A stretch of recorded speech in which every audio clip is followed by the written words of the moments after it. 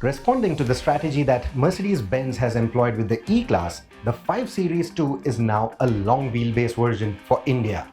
We recently brought you a walk-around video showcasing all the details of the exterior and the interior of the new 530Li or the 5 Series long wheelbase.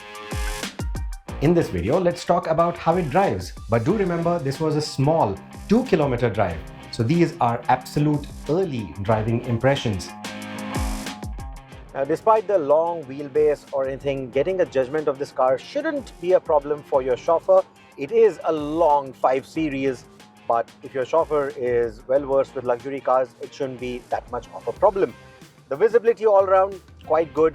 Typical to BMW, the cabin is still driver-centric, but once you are behind the wheel, you realize that the overall visibility is actually quite good. So the engine here is a 2-liter 4-cylinder mated to the lovely 8-speed telepathic transmission, and we are already close to 100. Yeah, that was me driving in a very gingerly manner in the efficient driving mode. The engine puts out close to 255 PS, which is quite healthy. It may sound a little humble, but honestly, this is not supposedly a driver's car, right? This is the long wheelbase. It's all about the rear seat comfort. But despite that, these are some really healthy figures. The acceleration, as you'd expect, feels brisk, especially the in-gear acceleration feels quite brisk.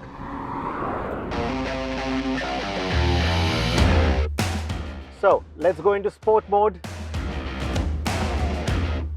And within that, in the settings, we are going to put the traction control on Sport Plus, drive trace is on Sport, the steering is on Sport. Let's see what the 0 to 100 timing is like. Put on the brake, acceleration, and off we go. Nice clean start. And that's 100 already. Superb. Right then, so let's just try this one more time now with the manual mode. So we have sport mode, we have traction control in sport handling. Let's just do this.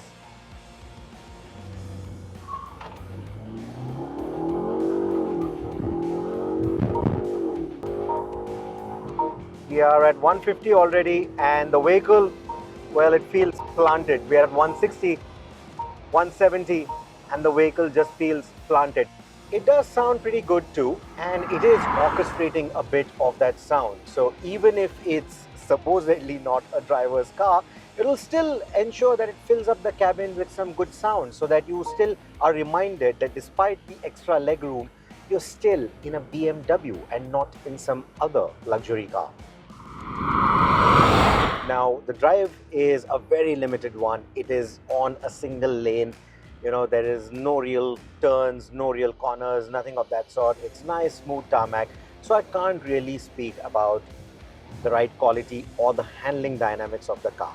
And that's precisely the idea of this particular review. It's just like a preview for you. But there are clear lane markings, and every time I'm swerving through that, it is sort of cautioning me with a nudge on the steering. So that is me knowing that the ADAS is working fine conditions. So ADAS obviously is something that is a talking point right now for a lot of cars. This being one of the apex luxury cars in its segment obviously gets all of that, and the overall safety features are right up there that you would expect in this particular price bracket. Now let me quickly demonstrate this long wheelbase. How easy is it to take a U-turn in a tight space?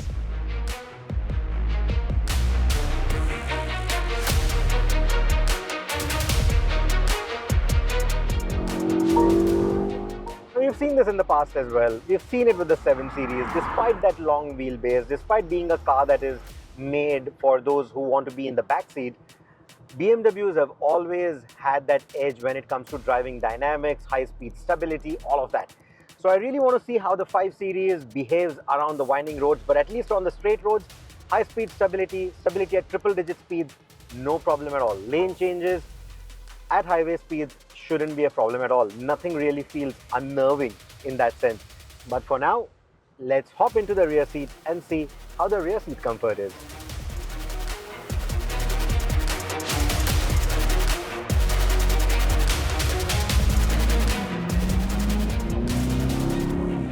Wow, sitting cross-legged in the back of a 5 Series with enough room for someone in the front.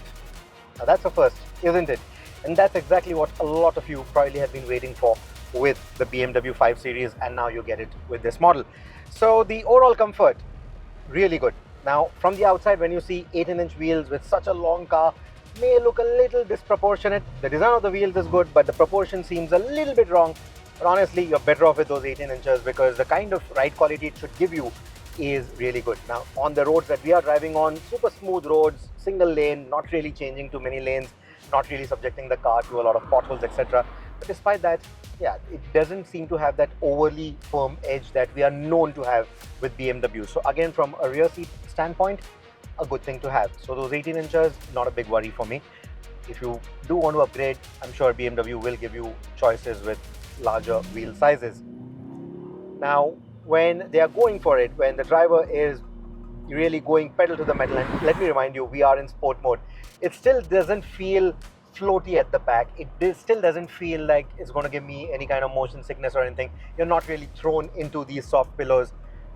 It maintains its composure really nicely. So the way the suspension has been set up, though comfort is of primary importance here, it still makes sure that you still feel that you are sitting in a BMW while the rough edge has been taken off. So it's not just the wheels, but also the suspension that is tuned to that effect. And that is something that I really like. You're not really being thrown around in the car, and I quite like that feeling. You're still getting a bit of that enthusiasm coming to the rear seat as well. And that's something that you and your family should enjoy. So overall, pretty impressed. I quite like the seats. I like the bolstering. I like the fact that the seats extend all the way to the door. So even the shoulder room, the width, all of that feels nice, large and accommodating. So the 5 Series will not feel like a compromise at all now if you are going to be driven all the time.